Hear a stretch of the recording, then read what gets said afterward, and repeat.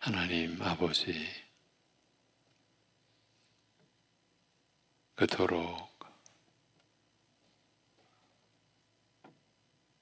크신 긍휼과 은혜와 사랑을 베풀어 주셨는데, 보배로우신 우리 주님을 죽이시기까지 하시는 사랑을 베풀어 주셨는데, 그 사랑의 은혜를 아직도 여전히 온전히 알지 못하고, 하나님께서 우리에게 뜻하시며 기대하시는 바대로 깨닫지 못하고 누리지 못하는 저희의 연약함을, 저희의 여전한 완악함을 긍휼히 여겨 주옵소서.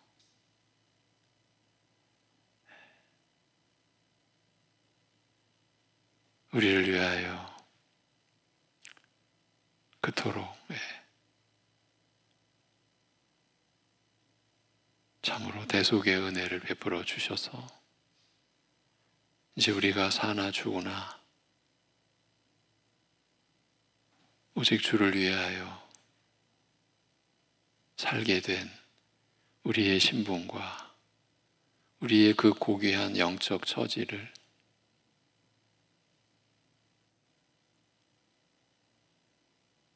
우리의 육신과 현실의 것을 쫓느라 우리의 몸을 들이지 못하고, 때로는 아예 주님의 은혜와 사랑을 잊기조차 하면서 헤매는 저희들을 긍휼히 여겨주셔서 참으로 우리가 만용과 욕심을 부리지 아니하고 하루하루 주님의 은혜에 아버지 하나님의 그 온전하신 뜻에 한 걸음 한 걸음 내디디며 하나님을 향하여 나아가는, 그래서 하나님을 향하여 우리 주님을 위하여 사는 삶의 참된 열매가 교회 안에, 성도의 가정 안에, 우리의 심령 안에 열매로 맺어지는 그러한 생애를, 거룩한, 그래서 죄와 세상과 구별된 성결한 생애를 주님 앞에서 누릴 수 있도록 인도하여 주시옵소서. 그러기에 오늘도 주님의 고난이 우리에게 주시는 참된 은혜와 유익의 말씀을 성령님 의지하여 받을 수 있도록 하여 주옵소서. 주 예수 그리스도의 이름으로 기도하옵나이다. 아멘.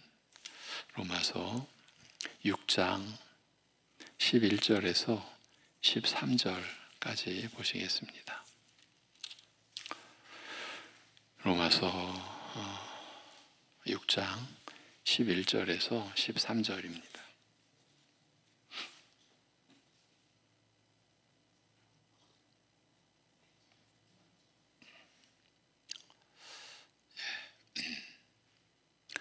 (11절부터) (13절까지) 같이 보시겠습니다. 이와 같이 너희도 너희 자신을 죄에 대하여는 죽은 자요 그리스도 예수 안에서 하나님께 대하여는 살아있는 자로 여길지어다. 그러므로 너희는 죄가 너희 죽을 몸을 지배하지 못하게 하여 몸의 사욕에 순종하지 말고, 또한 너희 지체를 불의의 무기로 죄에게 내주지 말고 오직 너희 자신을 죽은 자 가운데서 다시 살아난 자 같이 하나님께 드리며 너희 지체를 의의 무기로 하여금 하나님께 드리라. 아멘. 본문을 다시 한번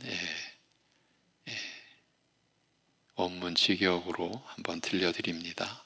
이와 같이 너희도 자신을 죄에 대하여 죽어 있고 그리스도 안에서 하나님을 향하여 살아있는 것으로 여기라. 그러므로 죄가 너희 죽을 몸에 왕 노릇하여 그 정욕에 순종하게 하지 말며 너희 지체들을 불의의 도구로 죄에게 내어주지 말고 다만 죽은 자들 가운데서 살림받아 사는 자들처럼 너희 자신을 하나님께 드리되 너희 지체를 의의 도구로 하나님께 드리라고 말씀합니다.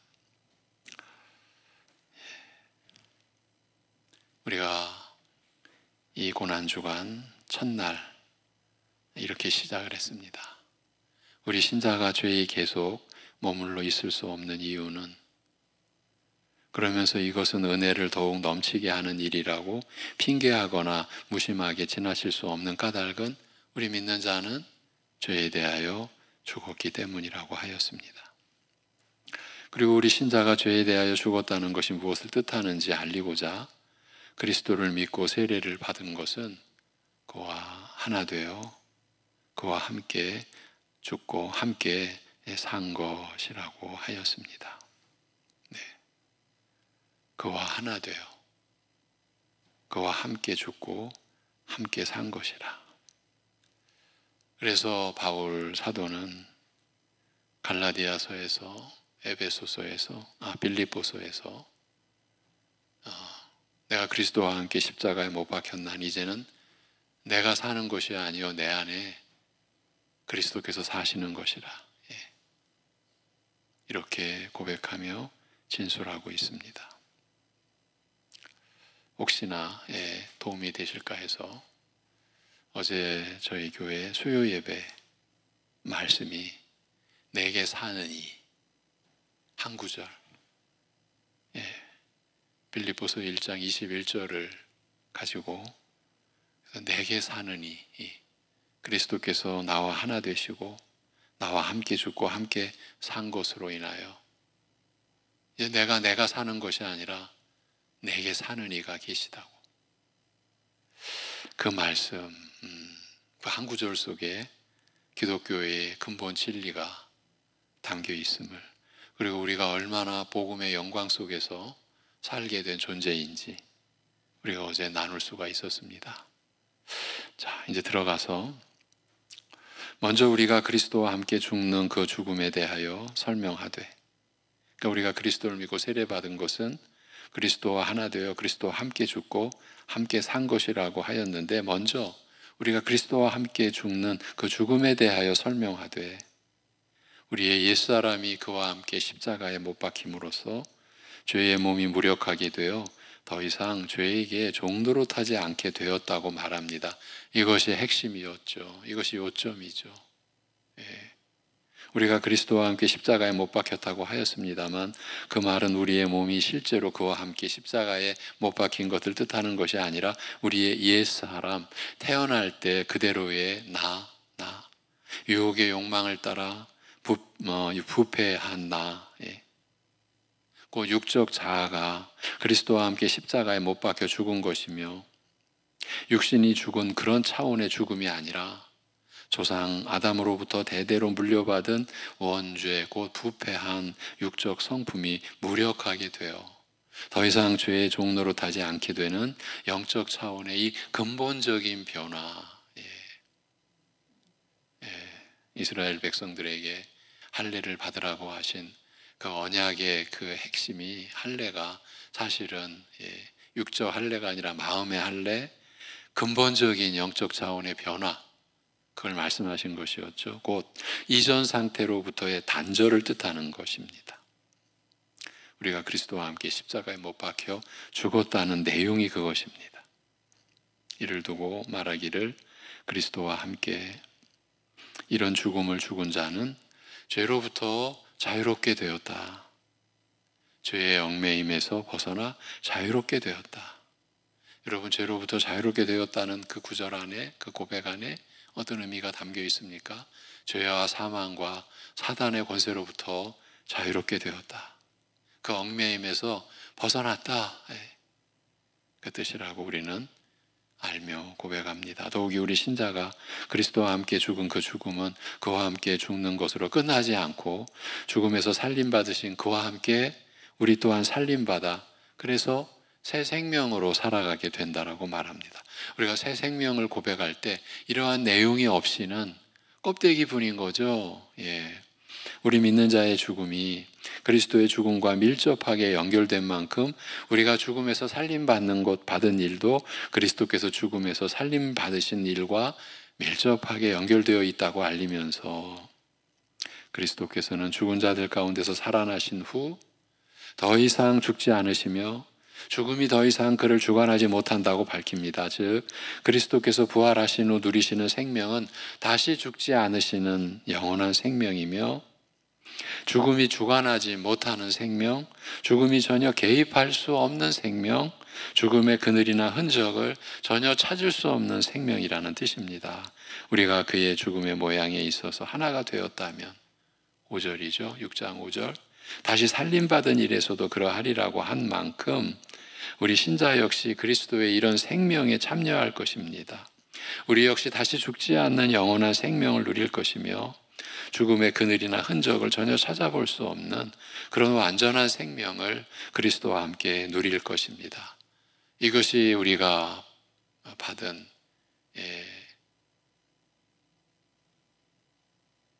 은혜의 실체죠. 믿음 안에서 우리가 지금 실제로 받고 있는 그 약속이죠. 그래서 10절 그가 죽으신 것은 죄에 대하여 단번에 죽으신 것이며 그가 사시는 것은 하나님을 향하여 사시는 것이라. 11절 이와 같이 너희도 자신을 죄에 대하여 죽어 있고 그리스도 안에서 하나님을 향하여 살아있는 것으로 여기라. 여기라는 것은 명령 형태죠. 그래서 이 앞절에 또 5장 1절에서 이 명령문인 것 같이 나와 있는 구절이 있지만 로마서에서 첫 명령어 바로 여기라고 그렇게 내용적으로는 봅니다. 우리가 하나님께 받은 로마서 안에서의 첫 명령의 말씀, 너희도 자신을 죄에 대하여 죽어 있고 그리스도 안에서 하나님을 향하여 살아있는 것으로 간주하라. 그렇게 깊이 생각하라 하는 겁니다. 우리 신자가 그리스도와 함께 죽고 함께 사는 것이 무엇인지 그 핵심을 밝히는 말씀입니다. 먼저 그리스도의 죽음의 깊은 뜻이 무엇인지 알리되 그가 죽으신 것은 죄에 대하여 단번에 죽으신 것이라고 말합니다. 바로 앞에서 그리스도의 생명에 대하여 말하기를 다시 죽지 않는 생명이며 죽음이 주관하지 못하는 죽음에서 완전히 자유로운 생명이라고 하였습니다만 죽음으로부터의 이러한 완전한 자유가 바로 그리스도께서 죄에 대하여 단번에 죽으신 것에 근거를 두고 있음을 우리로 하여금 짐작케 하는 구절입니다. 말하자면 죽음을 초래하는 원인인 죄에 대하여 완전히 죽으심으로써 죽음으로부터의 완전한 자유, 더 나아가서 새 생명을 위한 근거를 마련하셨다라는 뜻입니다.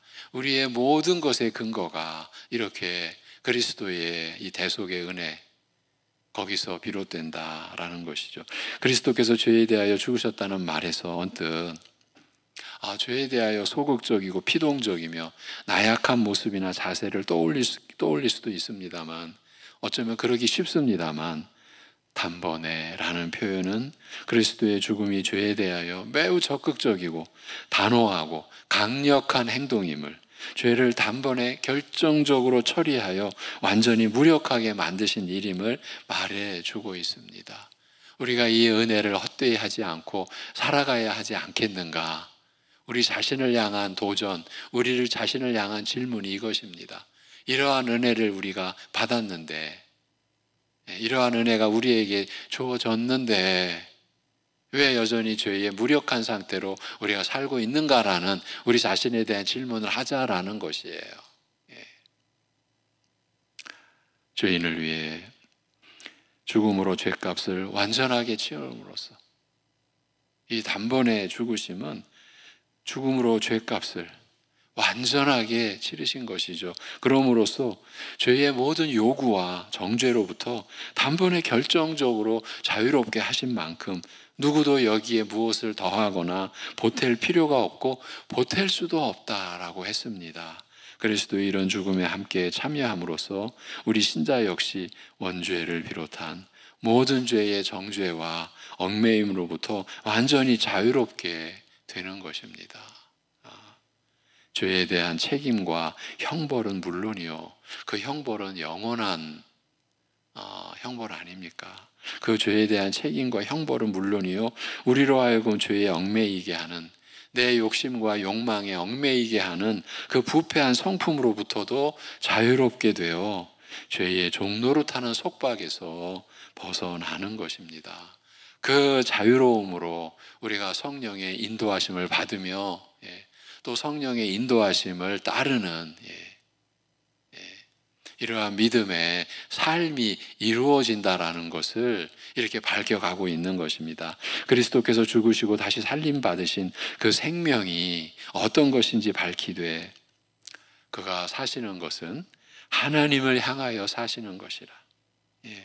이 새 생명의 실체는 하나님을 향하여 사시는 것이라고 합니다. 그리스도께서 살림 받으신 생명은 하나님을 향하여 사는 생명이라는 뜻입니다.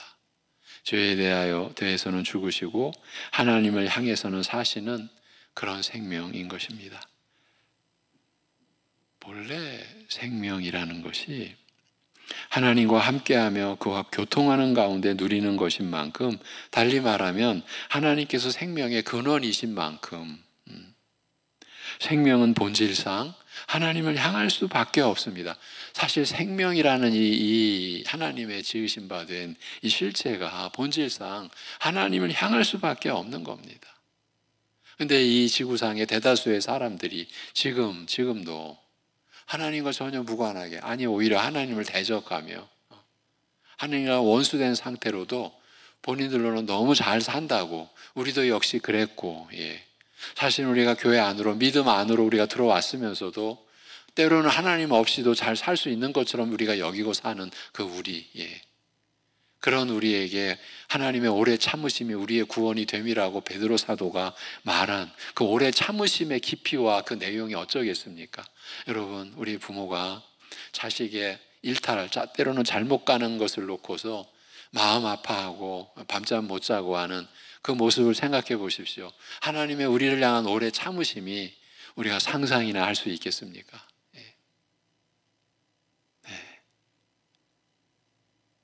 하나님께서 생명의 근원이신 만큼, 시작이신 만큼 생명은 본질상 하나님을 향할 수밖에 없습니다. 하나님을 향하여 있지 않은 상태에서는, 하나님을 등지거나 외면한 상태에서는, 하나님에게서 끊어진 상태에서는 생명을 누릴 수 없는 것입니다. 그러니까 그리스도 밖에서는 사실은 생명을 사는 게 아니죠. 죽음으로 죽음을 사는 것이죠. 그게 실체죠. 그래서 시편 28편에 보면 주께서 내게 잠잠하시면 내가 무덤에 내려가는 자와 같을까 하나이다. 어찌하여 나의 영혼을 버리시며 어찌하여 주의 얼굴을 내게 숨기시나이까 라는 이런 부르짖음은 한결같이 이런 생명에서 멀어지거나 끊어지는 두려움과 고통을 호소하고 있는 것입니다. 그래서 이와 같이 너희도 자신을 죄에 대하여 죽어 있고 그리스도 예수 안에서 하나님을 향하여 살아있는 것으로 여기라는 말씀을 주신 겁니다. 그리스도의 이런 죽음과 생명이 그와 함께 죽고 그와 함께 살림받은 우리 신자에게 어떤 의미를 갖는지 설명하는 말씀입니다. 언뜻 앞의 내용을 또 그대로 반복할 뿐이며 별다른 차이가 없는 듯하나 유심히 살펴보면 이건 이제 우리 원문의 성경을 접할 수 없는 여러분에게는 좀 어려운 내용이죠. 유심히 살펴보면, 이거 이제 원문상으로의 살피면 죄에 대하여 죽은 것이라는 표현에서 동사 대신 형용사를 사용한 것을 발견할 수 있습니다. 동사는 어떤 움직임이나 행동을 나타내는 반면, 그렇죠? 움직이는 어떤 행동을 나타내는 반면 형용사는 그 어떤 대상의 상태나 성질을 나타내는 데 쓰입니다. 상태인 거예요. 더욱이 앞에서는 10절에서 그가 죽으신 것은, 6절에서 우리 옛사람이 함께 십자가에 못 박혔나니, 또 8절에서 만일 그리스도와 함께 우리가 죽었다면 이라고 하는 등 한결같이 죽었다는 동사를 과거, 부정과거로 사용하여 그리스도께서 이미 죽으셨고 우리 신자도 그와 함께 죽은 사실, 이건 과거의 일이에요. 죽은 사실을 말하였습니다만 이 10절에서 그리스도의 죽음에 대해서 말할 때는 그가 죽으신 것은 죄에 대하여 단번에 죽으신 것이라고 하면서도 우리 신자가 죄에 대하여 죽은 것을 말할 때는 2절에서 우리가 죄에 대하여 죽었다라고 말한 것과는 달리 형용사를 사용하여 우리가 죽은 상태에 있는 것으로 말하고 있는 거예요. 미묘한 차이지만 분명한 차이인 거예요. 우리가 죽은 상태에 있는 것이다라는 거예요. 표현상의 이런 미묘한 차이는 그리스도께서 죄에 대하여 죽으신 그 죽음이 그와 함께 죽은 우리 신자에게 어떤 변화를 초래하는지, 그 결과 우리 신자는 지금 어떤 상태에 있는지 알리기 위한 것이라고 할 수 있습니다. 우리는 지금 이런 상태에 있는 거예요. 우리 신자는 그리스도와 함께 십자가에 못 박혀 죽었습니다.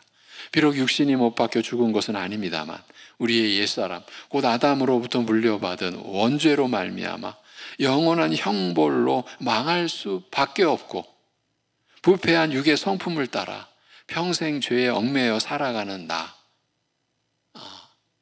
곧 육적 자아가 그리스도와 함께 십자가에 못 박혀 죽은 것입니다.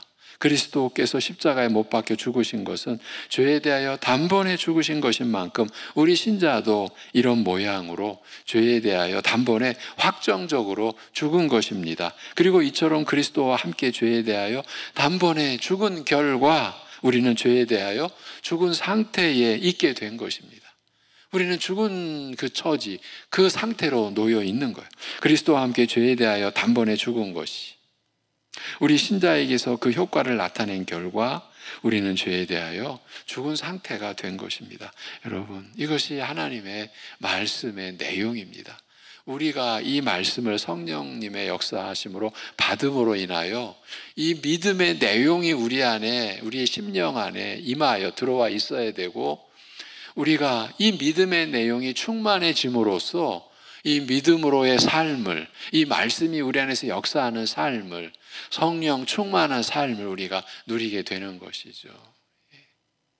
그럴 때 내가 없어지는 거죠. 실제 삶에서. 내 옛사람이 죽은 내가 사라지는 거죠. 언제나 내가 주인 노릇해야 되고, 내가 남들보다 앞서야 되고, 내 이름 석자를 생명보다 더 귀중하게 여기고 그 자존심 때문에, 그 자기 이름의 그 명성과 명예 때문에,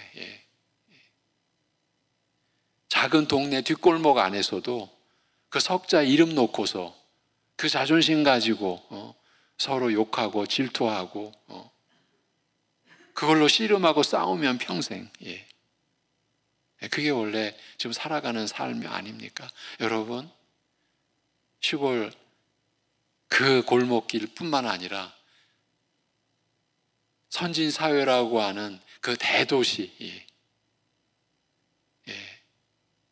도로 이쪽에서 저쪽이 그렇게 큰 도로가 깔려있는 그런 대도시의 삶에서도 전혀 다를 바가 없는 거예요. 그래서 자기 이름, 그 이름에 걸려있는 명성과 명예, 그리고 이것이 내게 유익하다, 이것이 나에게 행복이다, 이것이 나를 승리자로, 남들보다 높은 자로 만들어주는 그 무언가 유익되는 거, 이 이름과 그 유익되는 걸 쫓아가지고 크게 산다는 사람도 결국은 그 죄의 범주에서 절대 못 벗어나는 거죠. 못 벗어납니다. 그 육적 성품을 못 벗어납니다. 영원한 형벌을 못 벗어납니다. 그게 인생입니다, 여러분. 겉으로 보기에 아무리 휘황찬란하게 보여도 여러분, 이 밤의 그 휘황찬란함을 우리는 이제 저 같은 경우는 사진으로만 봤습니다. 미국의 라스베가스. 이야, 이게 뭔가 있을 것 같고 거기 들어가면 사람들이 그 휘황찬란한 그 빛 속에서 마치 삶이 바뀔 것 같고, 근데 어떻게 바뀝니까? 더 영원한 형벌의 그 무게만 더해지는 거죠. 거기에 어떤 소망도, 어떤 사실은 실제적인 빛도 없는 거죠. 그게 여러분, 사람이 살고 있는 모습이에요. 그런데 그 모습이 뭐예요? 죄 가운데 있는 거죠. 원죄 속에 있는 거죠. 부패한 육적 성품으로 그렇게 살아가는 거예요. 세상을 향하여 무슨 유익을 끼쳤다, 그 사람도 하나님 앞에서 본질적으로는 자기의 이름으로 산 거예요. 그리고 자기의 유익을 쫓아 산 거예요. 그러한 상태에서 우리는 그러한 죄에 대하여 죽은 상태에 있게 된 것이다라는 거예요. 그리스도와 함께 죄에 대하여 단번에 죽은 것이 우리 신자에게서 그 효과를 나타낸 결과 우리는 그 죄에 대하여 죽은 상태가 된 것이에요. 죄로부터 벗어나 완전히 자유롭게 된 것이에요. 마치 죽은 자처럼 죄의 지배와 얽매임에서 자유로운 것이에요. 너희도 자신을 죄에 대하여 죽어 있는 것으로 여기라는 말씀은 바로 이 사실을 일깨우는 말씀이에요. 그러한 믿음으로 사는 상태가, 그러한 믿음의 내용을 가지고 그 믿음의 내용이 충만해진 상태에 결정적인 예를 어제 수요 예배 때 빌립보서 말씀으로 우리가 나눈 거예요. 어떤 처지가 되어도 내가 그리스도와 하나 된 이 영광보다 더 우리에게 족한 게 없는 거예요. 아무리 우리의 상황이 좋아져도 그 영광에 발꿈치도 못 이루고, 때로는 너무나 상황이 어렵게 되어도 바울처럼 감옥에서 오늘 내일 언제 내가 형장의 이슬로 사라질지 모르는 그런 상황에서도 나는 내가 주님과 함께 됐기 때문에, 하나 되었기 때문에 내게 사는 이가 그리스도시니 나는 죽는 것도 유익함이라. 여러분, 이 세상에서 육신의 죽음만큼 큰 불행과 큰 두려움이 없잖아요. 모든 인생의 불행이, 그 인생의 불행의 원인이 뭡니까? 죄로 인한 거죠. 모든 불행이. 그런데 그 불행의 이 세상적 관점에서 그 불행과 고통의 끝이 죽음이죠. 육신의 죽음일 뿐이죠. 그것도 첫째 죽음에 불과한 거예요. 둘째 사망이 기다리고 있어요. 영원한 그 형벌이 인간들은 모르는 거죠. 우리는 말씀 안에서 알게 된 거죠.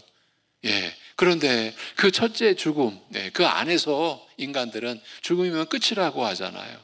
그런데 바울 사도는 그것조차도 내겐 유익합니다. 왜? 내게 사는 이가 그리스도이시니, 내가 그리스도와 하나 되었으니, 내가 이 신분으로 살아가니 어떤 처지도 나를 못 흔든다. 나에게서 이 은혜를, 이 영광을, 이 만족을, 이 축복을 못 뺏어간다. 이것이 그 한 구절.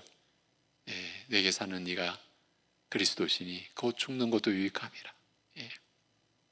우리가 이렇게 살 수 있게 된 존재가 된 것이죠. 그리스도 안에서 하나님을 향하여 살아있는 것으로 여기라는 말씀도 마찬가지입니다. 그리스도께서 죽음에서 살림받으신 생명이 하나님을 향하여 사는 것이듯이 우리 신자도 그와 함께 살림받아 하나님을 향하여 살아있는 상태가 된 것을 두고 한 말씀입니다.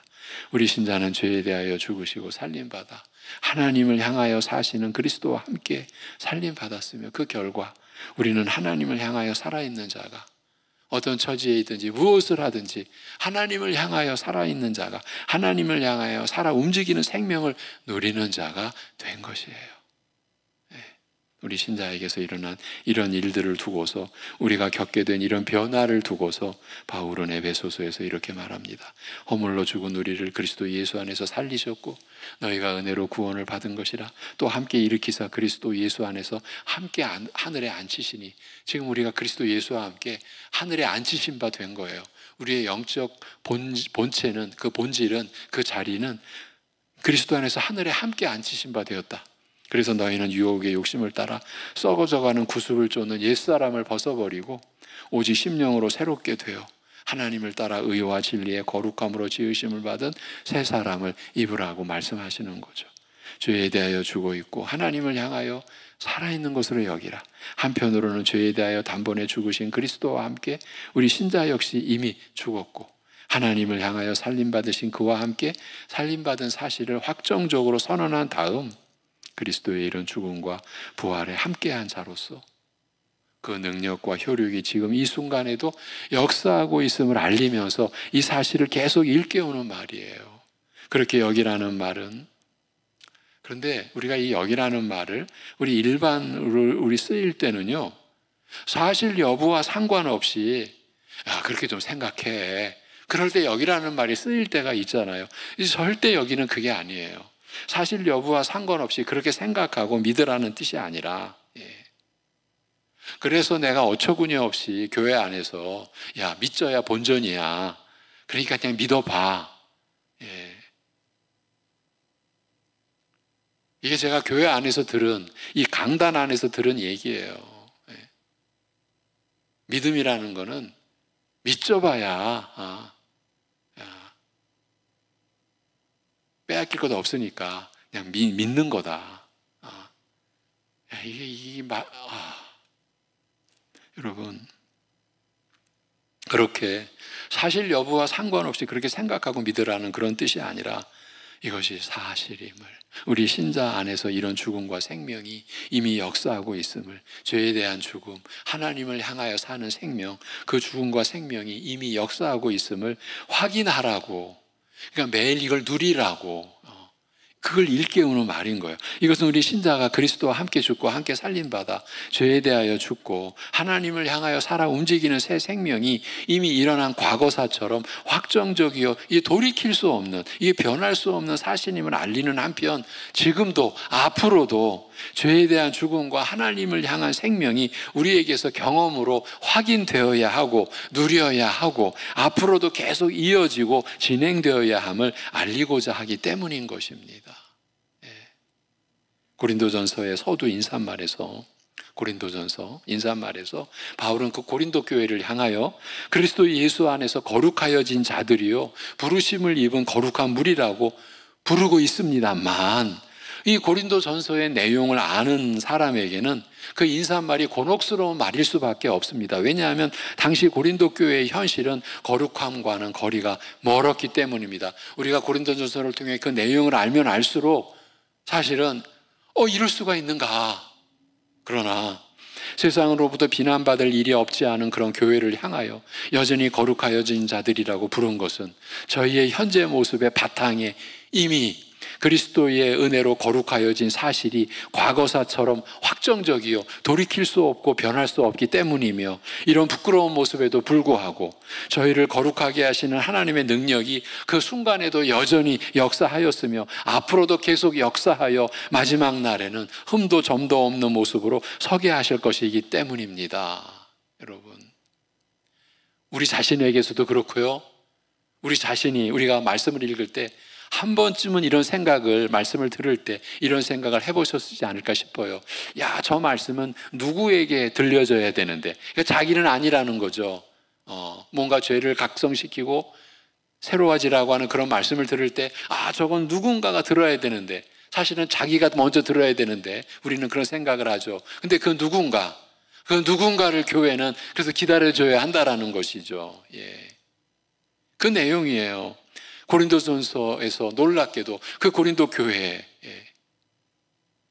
그 교회를 향하여 거룩하여진 자들이라고 어찌 부를 수 있는가? 그렇게 될 것이기 때문에 이미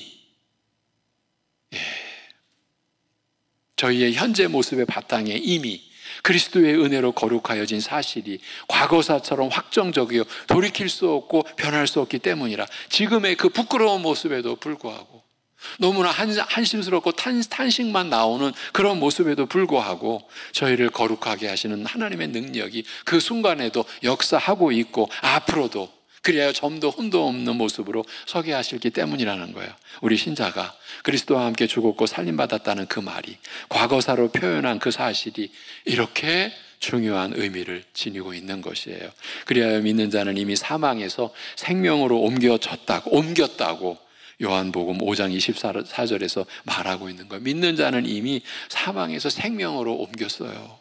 그리고 그리스도와 함께 죽고 함께 산 것을 이처럼 확정적인 과거사로 말한 것과 아울러 그것이 우리 신자에게서 초래된 변화에 대해서 그 결과 우리가 어떤 상태에 있게 되었는지 밝힌 것은 의미심장한 뜻을 지니고 있음을 우리가 잊지 말아야 할 것입니다. 오늘 마무리하면서 지금까지의 내용 중 핵심적인 사안을 짚어드리는 것으로 마무리해 가겠습니다. 짧게 해보겠습니다. 로마서 6장에서 신자가 왜 죄에 계속 머물 수 없는지 그 이유를 밝히되, 신자는 죄에 대하여 죽었기 때문이라고 말한 다음 신자가 죄에 대하여 죽었다는 이 말의 뜻을 구체적으로 설명하고자 계속 반복한 내용이 우리 믿는 자는 그리스도와 함께 죽었고 함께 살았다는 그 사실입니다. 이렇게 우리 그리스도와 우리 믿는 자는 하나가 되어 죽고 살았기 때문에 그가 죽은 것이 내가 죽은 것이 되고 그가 살림받으신 것이 내가 살림받은 것이 되며 바로 이 사실이 우리 신자가 죄에 대하여 죽은 죽음의 핵심임을 알리고 있는 것이에요. 그의 죽음이 내 죽음이 되었기 때문인 거예요. 그리고 로마서가 거듭 우리 신자가 단번에 죽으신 그리스도의 죽음을 함께 죽었다고 말하는 까닭은 우리의 죽음이 이처럼 중대한 죽음, 모든 약속을 성취하며 성령께서 모든 죄인의 구원을 이루실 근거가 되는 그 확실하고 중대한 죽음에 우리의 죽음이 함께 묶여 있다는 사실을, 하나가 되어 떨어질 수 없다는 사실을, 그리고 바로 이런 연결과 하나됨 때문에 결코 흔들리거나 무너질 수 없다는 사실을 알리기 위해서인 것이에요. 죄에 대한 우리의 죽음과 하나님을 향한 우리의 생명이 바로 그 근거가 되는 그리스도의 죽음과 생명에 뗄 수 없이 연결되어 있음을 알리고자 하는 것이에요. 우리가 그리스도와 함께 죽었고 또한 함께 살림받았다라고 말하는 것은 과거 어떤 특정 시점의 경험을 말한다기보다 우리가 그리스도의 이런 중대하고 결정적인 죽음에 깊이 뗄 수 없이 연결되어 하나로 묶여 있음을, 그리고 이것 때문에 확실하고 확정적임을 말하고자 한다고 할 수 있습니다. 소위 구원의 확신은 이러한 진리 안에서 우리에게 주어진 것이에요. 우리의 구원이 역사적으로 확정된 그리스도의 십자가 죽음과 부활에, 이건 역사적으로 확정됐어요. 취소할 수가 없어요. 지워버릴 수가 없어요. 없다고 말할 수 없어요. 역사적으로 확정된 그리스도의 십자가와 그 죽음과 부활에 묶여 있어, 우리의 구원이. 그래서 확실하고 확정적이며 안전함을 안다면 과거 시간에 속한 경험이든지 현재의 경험이든지 미래에 경험하게 될 일이든지 문제가 되지 않을 것입니다.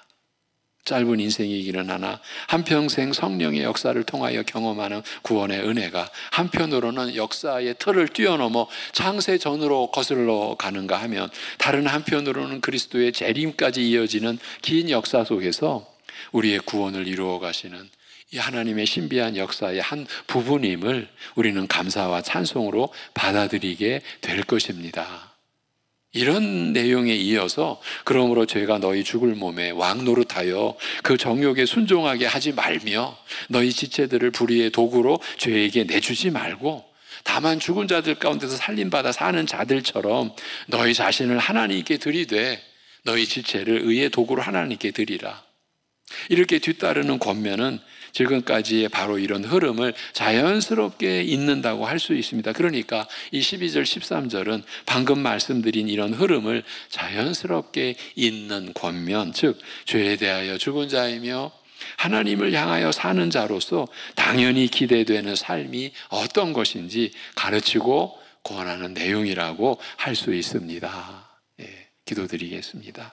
하나님 아버지, 우리의 삶이 이런 말씀에 따라서 이루어지도록 하신 하나님의 그 은혜, 그 크신 긍휼과 사랑을 오늘도 우리가 말씀 안에서 느끼고 받게 하여 주심을 감사드립니다. 아버지 하나님, 이 말씀으로 인한 확정된 우리의 구원의 사실, 그리고 그 죄에 대하여 죽고 하나님을 향해 사는 우리의 믿음의 실체, 신자의 실체가 과거에 그리고 지금도 앞으로도 우리가 경험하며 우리가 누리며 살아야 할 이 실체를 이 말씀으로 우리가 확실히 성령 안에서 붙잡을 수 있고 붙잡힌 바 될 수 있고, 그래서 우리가 결코 흔들리지 않는, 그러면서도 우리는 휘청거리기도 하고 때로는 넘어지기도 하나 그때마다 또 우리를 불쌍히 여겨주시고 우리를 이렇게 세워주시는 그런 은혜에 우리가 붙들려 고린도 교회가 그런 참담한 현실 속에서도 이미 거룩하여진 자들이라 불리움 받은 것처럼